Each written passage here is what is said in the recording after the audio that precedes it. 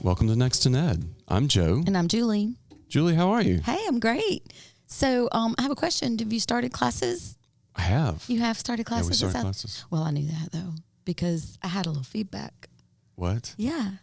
Wait. Can you wait? Is it good? Yeah. Okay. You're going to right, like this. I don't think my ego could handle bad feedback from my We're not going to be able to get you out of the door. I just met him. So I have a friend I work with over in teaching, learning, and assessment, and her son is in one of your classes. And he came home and said, Mom, this is the best professor I have ever had at South Alabama. That's nice. The best. He is so cool.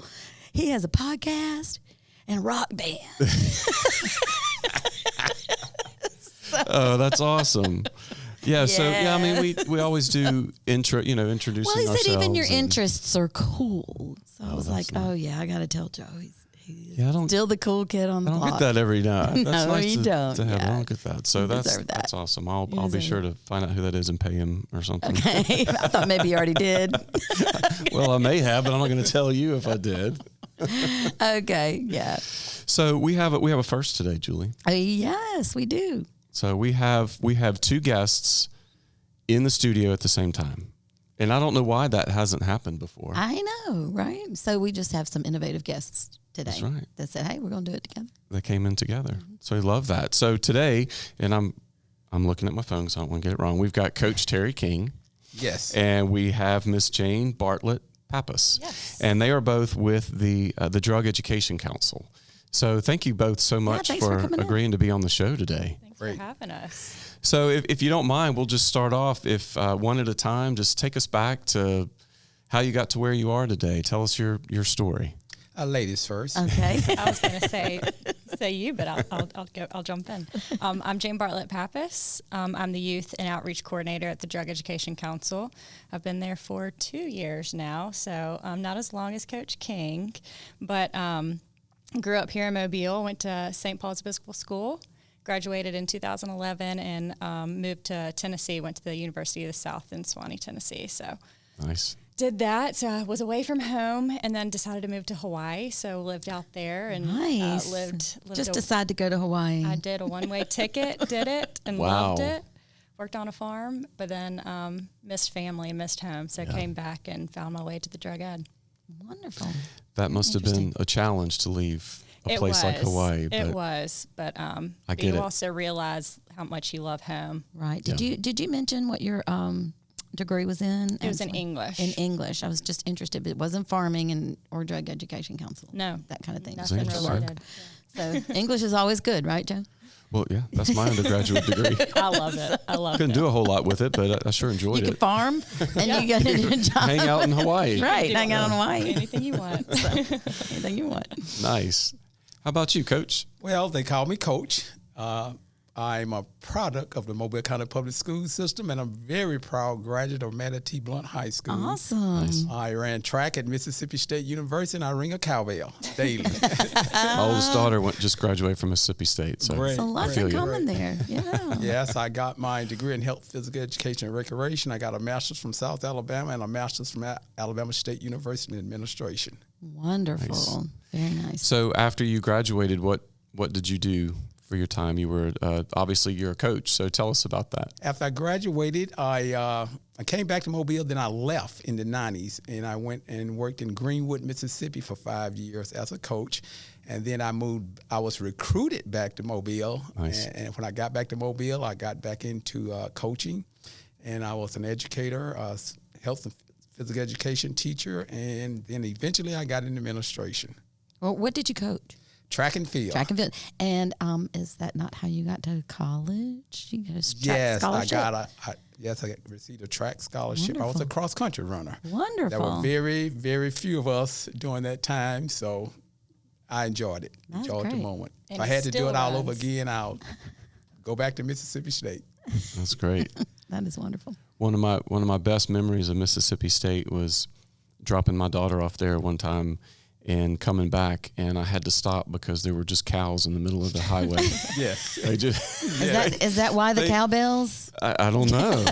Well, the history of the cow. Yeah, there is a history behind it. Yes, Oh, okay. a cow came on the field during halftime, And some of the students went to the bookstore and got cowbells and started ringing them.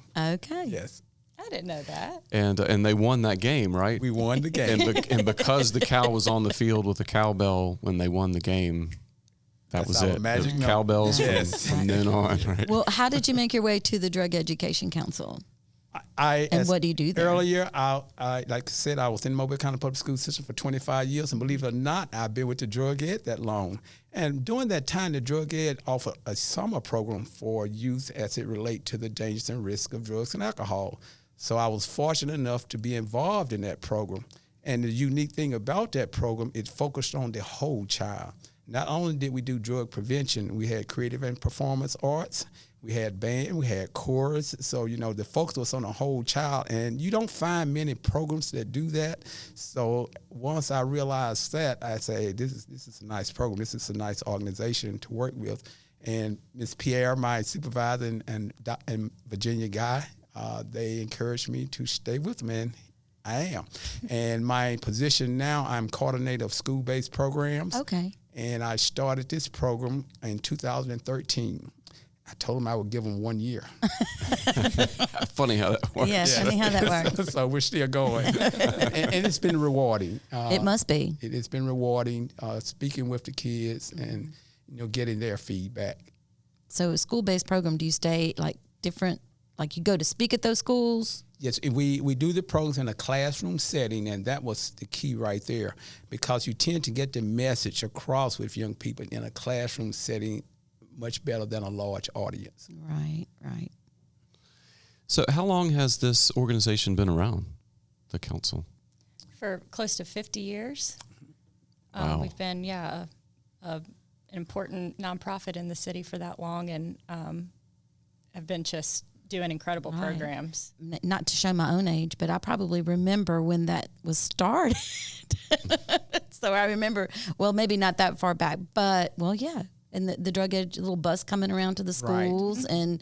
and we saw nasty lungs of people smoking and things like that. Hearts and brains. Remember right. all that? Yeah. Oh, yeah. Hearts and brains. We and still have that You bus. still have that bus? We do. It's been upgraded. And upgraded. It's Good. modern. I'm thinking 50 years. Okay, yeah. Well, let's take a quick break, and then when we come back, we can find out about the upgrade to the bus and everything else that's currently going All on. the things that y'all are doing. We'll be right back. My name is Harshini. I'm a junior at Davidson High School, and after graduation, I plan on pursuing a career in dermatology. Currently, I'm taking science classes such as AP Chemistry, Biology, and Human Anatomy, which will help me pursue my career. I feel as though Mobile County is preparing me for my career choice in that they provide rigorous classes that help me think further beyond just what I'm learning. I'm Harshini Cannon, a junior at Davidson High School, and I'm learning today so I can be a leader tomorrow. All right, welcome back. So I'm curious, will you take us back and kind of tell us how this organization came to be and how it first got started? What were the kinds of things that they were doing, 50 years ago? So it's really kind of morphed over the years. Originally, it was actually more of a treatment center. So for folks that were struggling with alcohol and drugs. So, but within the last 30 years, it became more about prevention. So prevention's our big message. We know that addiction, 90% of addiction begins in the teenage years. Everything that we tell our students in our programs is based on science and research. So all of this information is real, and we can tell them that and they can trust that. But prevention works. So we know if we can speak to these students, speak to parents, and let them know, the facts about the brain development and about these statistics, that we can prevent a lot of addiction in the future. So you target teenagers, Middle school. mostly middle. Okay. Mm-hmm. Yeah, really. As young as we can. I've gone into even preschool and elementary schools, and but that's really kind of the base of good decisions, bad decisions, consequences, and kind of the base layer. And then Coach King is so wonderful at talking once they're a little bit older, and talking about the drugs and the effect on the body, and so it's kind of a whole progression of prevention. Well, And when the program first got started, we were just doing 9th grade. And then it grew to that point. We got requests to do the 10th grade. Then we started getting requests for the smaller kid, the elementary school. And what's so unique, one day I was at a middle school, and one of the middle school students raised his hand to ask me a question, and he make a statement. And he said, "Mr. King, you all need to start this program earlier." Oh, wow. So from that voice, Yes. it He said, it became realized Yes. that it's something that you really need to start a lot Right. sooner. Right.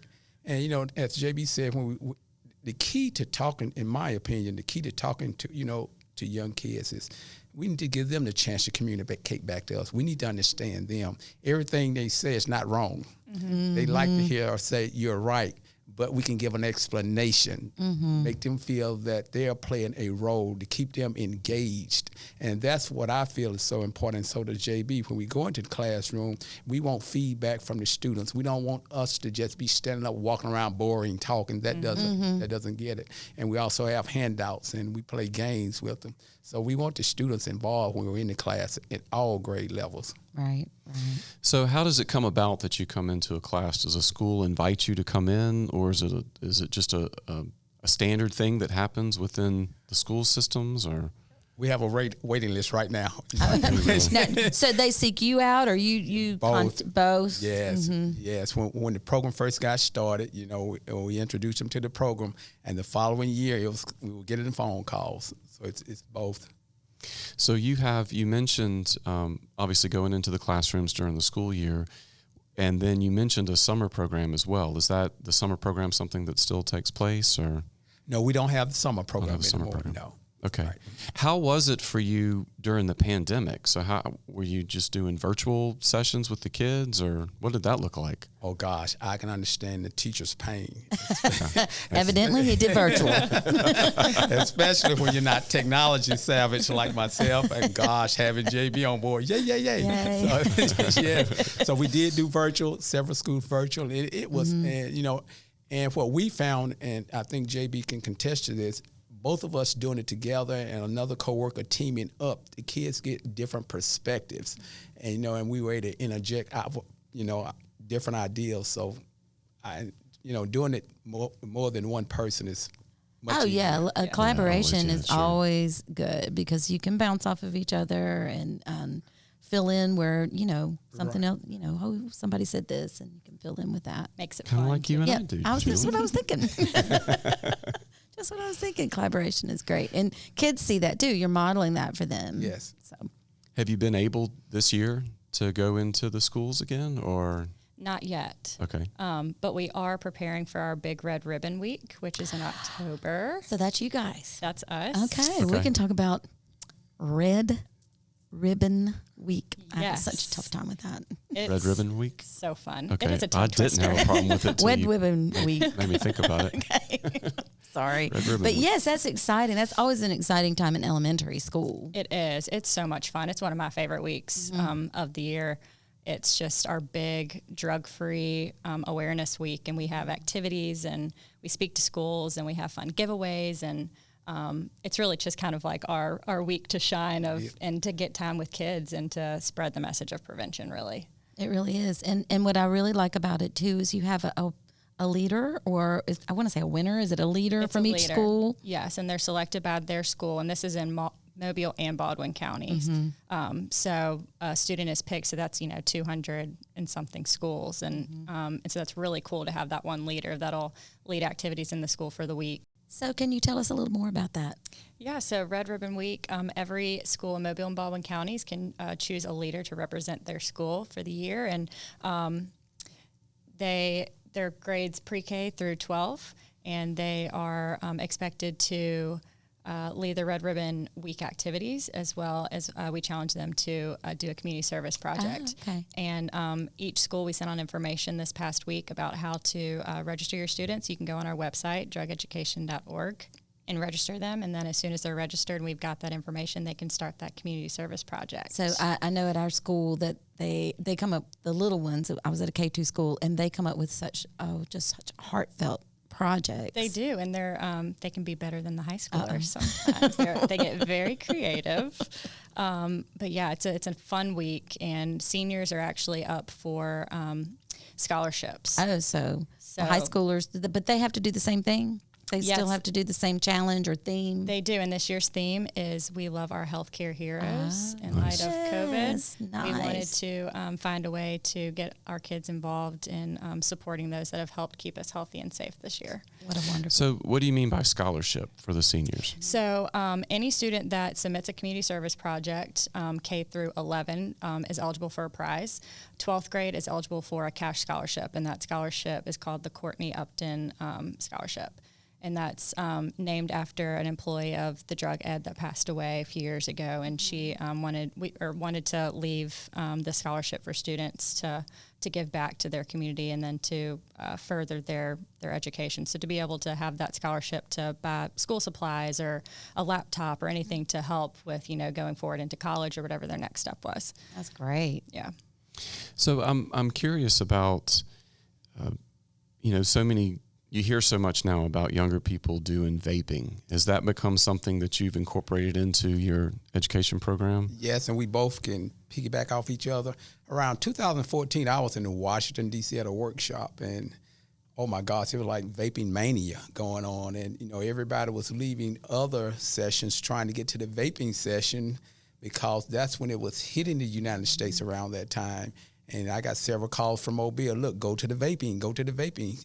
But then we saw it really increase around 2015, 2016. And the thing is, when the vaping producers were doing it, they were saying no nicotine. Right. And in the kids' head, there was no nicotine. It was an alternative to smoking. It was not harmful. But in reality, it is harmful.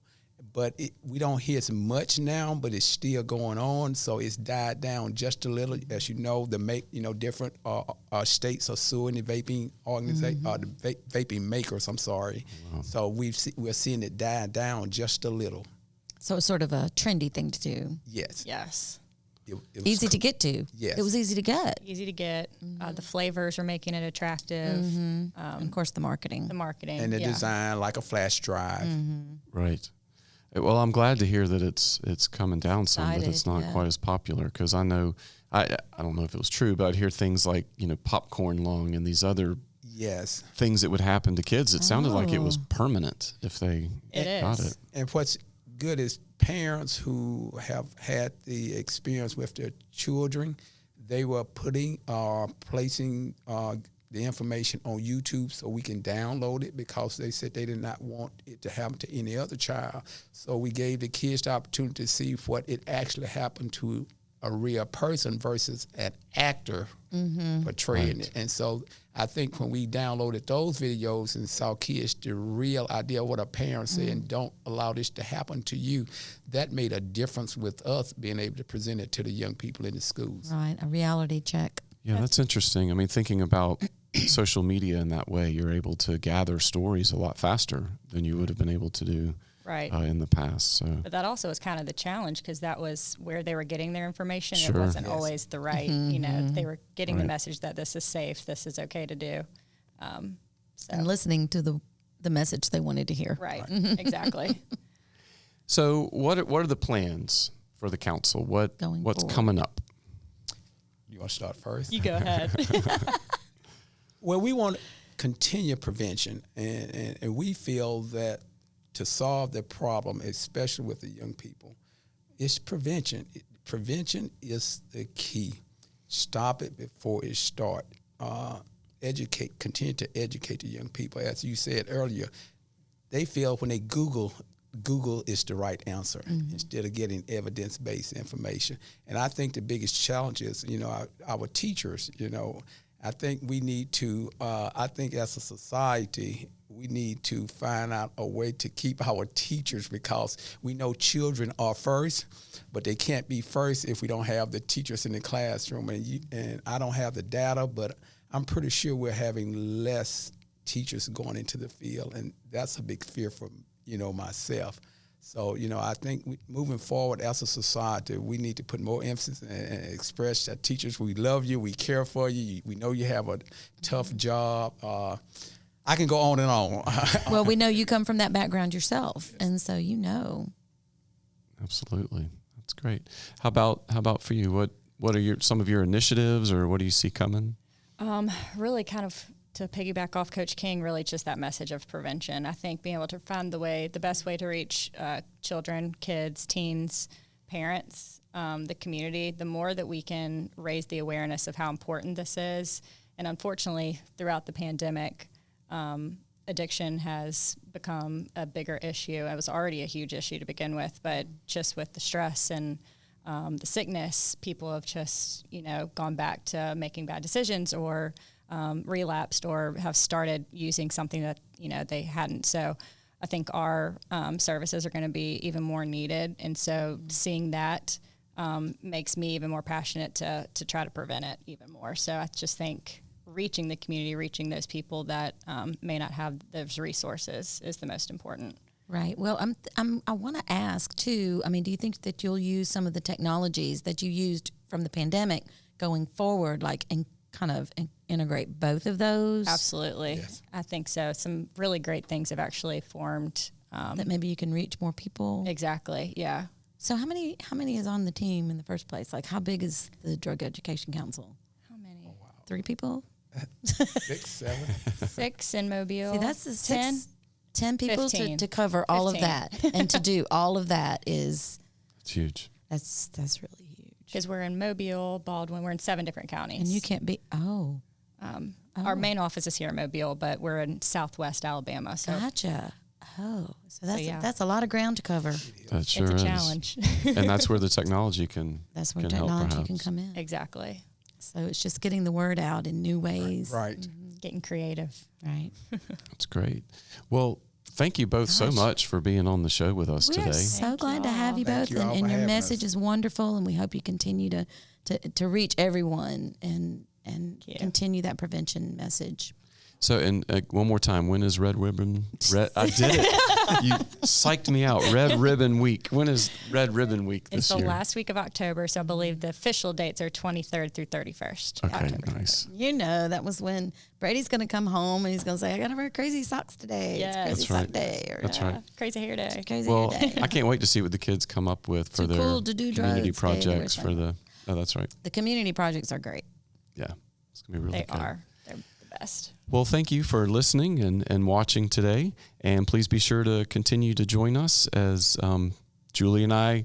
Wait, I totally messed up. Just say it. Just say it. I totally Just messed up. say it. Just Wait, go with wait. it. One more time. Okay, I'm gonna add that in. So, thank you so much for listening and watching today. And be sure to join us next time as Julie and I continue to explore what's next in Ed. Don't forget to subscribe. If you like what you heard, please rate and review this podcast so others can find us. The Next in Ed podcast is brought to you by the Mobile County Public Schools IT Department in partnership with the Department of Counseling and Instructional Sciences at the University of South Alabama. Engineered by Tim VP Media Production. Music by Justin Matthews. Hosted by Dr. Joe Gaston and Julie Neidhart. Follow us on Twitter @NextInEd and on Facebook. Guests on the podcast are expressing personal opinions for informational purposes only. They are not necessarily acting as official representatives for their schools, universities, organizations, or places of employment. Copyright 2020. All rights reserved.